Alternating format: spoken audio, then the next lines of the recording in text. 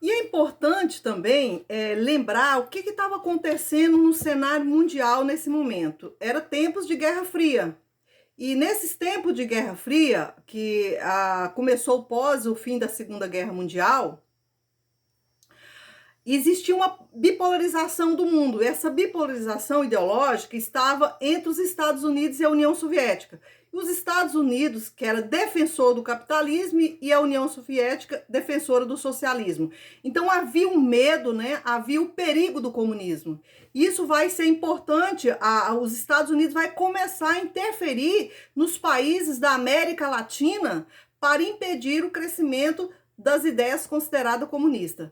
Então, nesse cenário, o que ocorre? Os Estados Unidos, com medo da expansão do socialismo, principalmente depois da Revolução de Cuba, que já tinha tornado um país comunista, então ele passa a interferir diretamente nos países da América Latina. E essas interferências no país da América Latina, elas foram muito bem articuladas. É interessante a gente pensar que os documentos que existe sobre a Comissão Nacional da Verdade, que apura os fatos da ditadura militar, ele revelou que 300 militares passaram temporada nas escolas das Américas, dos Estados Unidos. Para quê? Por qual motivo? Que esses militares brasileiros estavam lá. Na verdade, era preparando para a caça às bruxas, que era a caça ao comunismo na América Latina.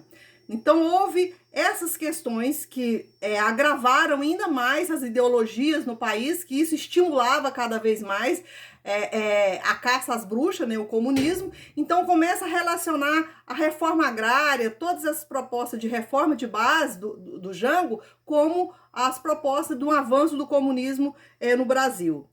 E isso já vai criando todo um cenário, vai criando todo um processo ideológico, onde vai ali aglobando ali a marcha para a família, em nome da família, e o universo religioso, né? Os conservadores vão assumir vão querer essa ideia. Porque qual foi sempre a divulgação em relação ao comunismo? Que o comunismo, ele não aceitaria religião, que ele não aceitaria a família. Havia uma deturpação dos conceitos de uma sociedade socialista. Enfim, esse foi um fator que vai fortalecer todo esse debate. E é isso que a gente vê hoje no cenário atual.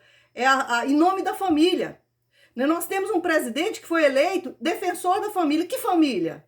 Que tipo de família que ele defende, né? Então a gente tem que pensar sobre isso. Quando você fala em defesa da família, que é essa mesma ideologia que eu vi muito nesse ano que passou, a marcha em nome da família, muito parecido com antes da ditadura militar, que criou a Marcha da Família, que eram as mulheres, donas de casa, mais a religião ali, né, várias, não existia só um lado religioso, mas vários grupos religiosos também incorporaram essa ideia do conservadorismo para fortalecer esse movimento caça às bruxas. E então aí nesse cenário já tem uma força dos Estados Unidos que tinha interesse de inibir a expansão do socialismo devido à polarização que existia a bipolarização que existia entre a União Soviética e os Estados Unidos, e essas ideologias elas vão tomando campo muito forte aqui no Brasil. Então, quando o Jango vem com essas reformas de base, foi